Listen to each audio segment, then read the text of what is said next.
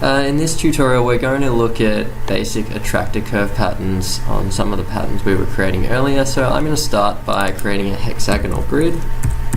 Oops, hexagonal. And I want that one there. And I'm going to do what we did last time and create a little curve component and turn off the hexagonal grid. So one little handy tool in Grasshopper we will often use is something called a panel. And basically a panel is a really fantastic way of inputting data very manually and also outputting data and seeing what we've got. So when we hover over the output for curves, we see that we've got 25 values and there's 5 separate lists with 5 values inside of each of these. But what we don't see is what any of these things actually are. So if I plug this into a panel, what we actually see is a breakdown of what is going on inside of this curve component. So essentially we've got one list of 5 polygon curves, another list, another list, another list, another list of 5 polyline curves. So as we discussed before, these are kind of ordered, I think in rows, I can't remember exactly, it could be in columns, off the top of my head I just can't remember. And essentially what's going on here is that each of these are organized into a data tree. So there's kind of like a list within a list, as we discussed, and they've all got like an address. So this polyline curve is number 0 within the branch number 0, 0, 0. And this one here is number 3 within branch number 0, 0, 3. And we can manipulate these data trees, which I'll kind of touch on in the next video tutorial series, but it's just important to know that these are kind of like addresses like, you know, your street number, or your street name, or your suburb, or your city, country, etc., etc. What we're going to do right now is we actually are going to manipulate it, because I want to basically create one solid list of all these polyline curves instead of these lists of lists. So I'm going to right click on the curve and I'm going to click on this little flatten button, and what that does is it removes all of the data structure of this tree that we have here. So now you see we've just got one long list, we've only got one branch, which means it's just a singular list. And then what we're going to do is I'm just going to delete that panel for a second, and I want to create a bit of a bigger grid. I'm going to give this maybe, I'll just give it a 10 and a 10, I think, for now. There we go. So we've got a few more hexagons to play with, and we want to manipulate these hexagons with an attractor curve. So we've just got a big list of curves, and what we want to do is we're going to measure actually with an attractor point first. So I'm actually in Rhino going to create a point. You could either click here or you could type in point into the Rhino command line. I'm just going to put it here, and then I'm going to double click on the Grasshopper canvas and type in point.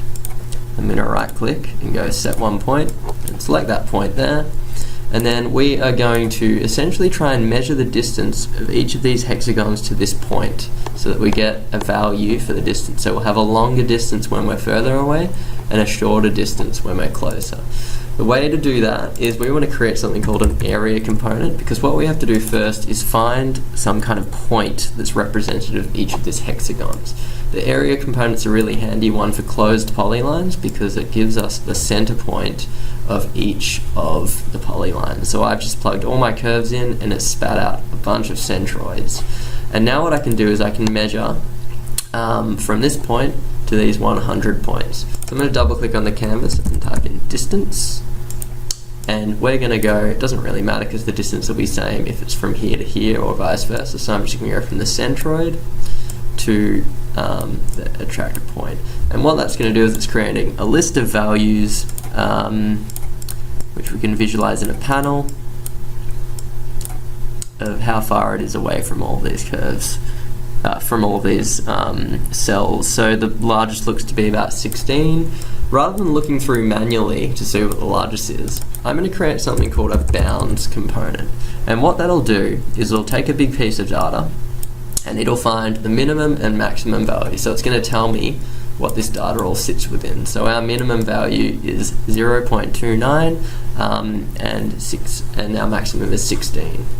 What we want to do is we want to harness the power of this data that we've kind of collected to change the size of these hexagons. So what I want to do is I want to make the hexagons that are closest to our point smaller than the ones that are further away. So we want these ones to be larger and these ones to be smaller.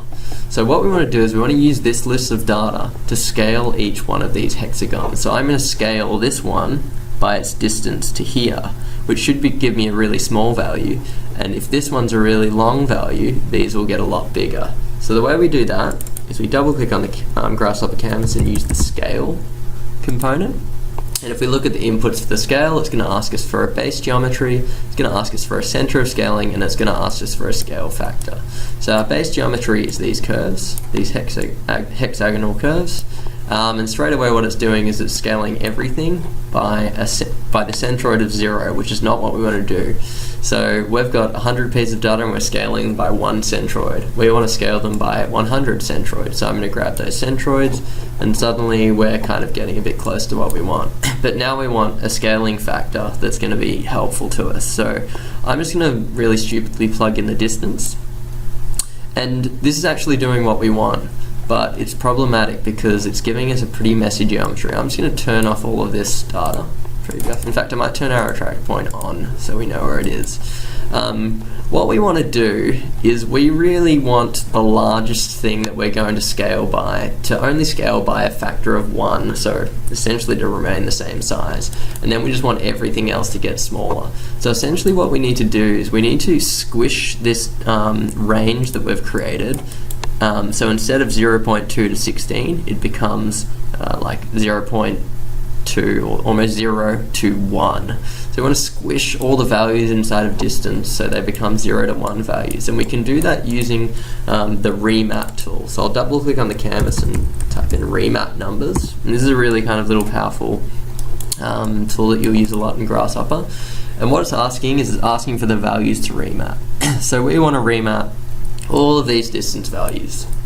Then the next input we need to give it is a source domain. So it's asking what is the domain of these values. In this case we've already got that. We've got this little bounds component. We're going to plug that into here. And the target domain, I said I wanted 0 to 1, but what it will do is it'll throw an error, and I'll show you when it does it. It'll look correct, but it'll throw an error. I'll plug that into here and the scale's going to turn red. We've got our attractor working seemingly, but the problem that it's going to say is you can't scale with a factor of 0. So what it's doing is it's taking probably this curve here, which we can't see anymore, and it's scaling it by a factor of 0. So I might just change the domain of this to a different value, and we can do that by going to Math and going to Construct Domain. You could double click on the canvas and type in Construct Domain as well. There it is. And we're going to construct a domain that goes from 0.01 into here to 1.00. There we go. And I'm going to plug that into the target, and suddenly we won't have that error. And this is even more powerful because now what we can do is we can actually change the factor of the domain. So I'm just going to copy this up because that's not a good output. So we are currently going from 0.001 to a scale of 1. So this one is being scaled by a factor of 1. This is being scaled by a factor of 0.1. What we can do is we can actually change how much these things are getting scaled by. So we could change that to 0.5 and it becomes a much more sparse thing. Or we could even flip the domain. So this becomes 1 and then this becomes 0.01. And then suddenly what we get is we get the larger cells are closer to this point and the smaller ones are further away. And that's because we're essentially flipping the domain around. So I'm going to flip that back and just show that interactively as well, because we're referencing this point in Rhino, we can move it around and we can create different kind of variations in our attractor. Now what you can also do, I've got my red up still, it's a bit annoying. We could also just, now that we've got a bit of a parametric model going, swap this hexagonal grid out for, I don't know, maybe a radial grid. And I'm going to preview it off and just plug it into there. And because it's all kind of set up rather intuitively, it just plugs in nicely and we've got our attractor working. We could also do a little populate 2D thing and create a Voronoi. I might just quickly create a boundary. I'm going to set one rectangle this time, go from 0 to 20, and then to 10, like that. So I created a rectangle between 0.0 and then 20 on the x-axis and then 10 on the y-axis. And then I'm going to preview all these off and then plug that into curves, and we've got an attractor curve with the Voronoi. So you can quite easily go and swap this out and create lots of interesting, different and unique patterns, and obviously mess around with the sliders and create some interesting outcomes.